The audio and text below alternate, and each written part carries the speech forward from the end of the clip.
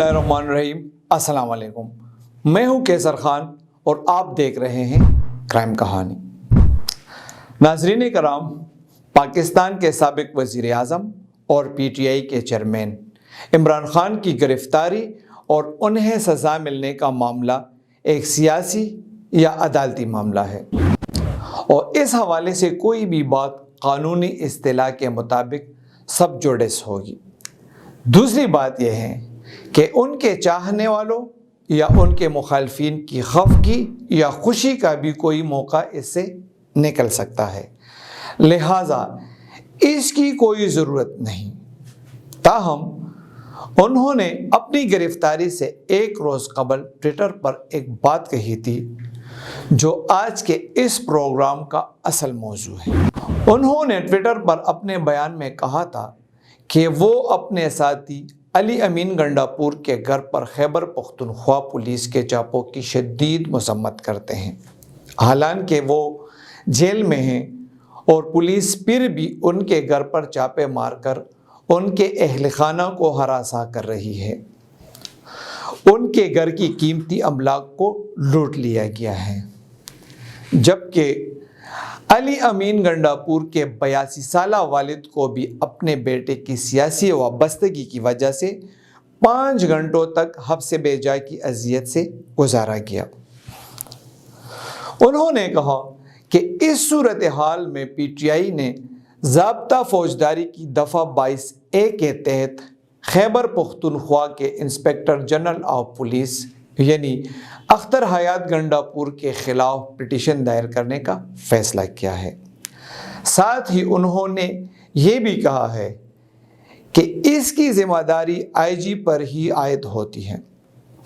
انہوں نے یہ دھمکی بھی دی کہ حالات ہمیشہ ایک جیسے نہیں رہیں گے اور ڈی سی او و آئی جی پی اوپر سے ملنے والے احکامات کا بہانہ بنا کر جیل جانے سے نہیں بچ سکیں گے۔ کسی بھی شخص کے ساتھ پولیس کی جانب سے ایسا سلوک جس کی قانونی طور پر وضاحت نہ ہو سکے یا اسے قانوناً باجواز نہ ٹھہرایا جا سکے، لازمی قابل مذمت بلکہ قابل تعزیر ہے۔ خصوصاً معمر افراد کے ساتھ احترام اور شائستگی سے پیش آنا پولیس بلکہ ہر مسلمان کا ذاتی اور مذہبی فریضہ ہے۔ تاہم کچھ باتیں ایسی ہیں جنہیں نظر انداز نہیں کیا جا سکتا۔ ماضی میں بھی عمران خان کی جانب سے ایسا کچھ کہا گیا ہے جو ناگفتنی کے زمرے میں آتا ہے، وہ کلپس دیکھنا بھی ضروری ہے۔ اگر پولیس کے کسی کے اوپر جھوٹا کیس کر کے تھانے میں ڈالا، جب آپ کو پتا ہے کہ انتقامی کارروائی کی گئی کسی انسان سے، کیا آپ اس کے بعد پولیس اسٹیشن کا گھیراؤ کرو گے؟ جتنے سن رہے ہیں وہاں پہنچے اور ان گلو پٹوں کا وہ شابت لے کے آئے کہ یہاں سے اسلام آباد سے بھگا دے ان کو ایسا پھینٹا لگانا کہ ساری زندگی یاد رکھیں گے۔ یہ ایسا موقع بالکل نہیں کہ ایسے الفاظ استعمال کیے جائیں کہ عمران خان اور ان کے چاہنے والوں کے زخموں پر نمک پاشی ہو، یا ریاستی افسروں کو دھمکانے، ڈرانے یا ان کو فرائض منصبی سے روکنے کا کوئی بھی اقدام چاہے کسی کی بھی جانب سے ہو، لائق تحسین نہیں ٹھہرایا جا سکتا۔ عمران خان اس وقت زیر عتاب ہیں۔ ان کے بارے میں جیسا کہ پہلے کہا گیا، کوئی ایسی بات اس پروگرام کا مقصد نہیں جس سے کسی بھی زیر عتاب شخص کے مصائب میں اضافہ ہو یا اسے اس کے حامی اپنے لیڈر کی مخالفت اور مقتدر حلقوں کے ایجنڈے کی اشاعت سمجھے، لیکن اس بات کو بھی تو فراموش نہیں کیا جا سکتا کہ عمران خان ماضی میں بھی عوام کو پولیس بلکہ خود مخالفین کے ساتھ تصادم کا کھلا حکم دے چکے ہیں۔ سول نافرمانی اور ریاستی عملداری کی بات تو رہی ایک طرف، ماضی کے یہ کلپس پی ٹی آئی کے دامن پر بدنما داغ ہیں۔ ملاحظہ فرمائیں۔ कुर्बानी करे, टोल टैक्स ना दे, जीएसटी ना दे, बिजली के बिल ना दे, गैस के बिल ना दे, इस हुकूमत को चलने ना दे, ना चला जाइए।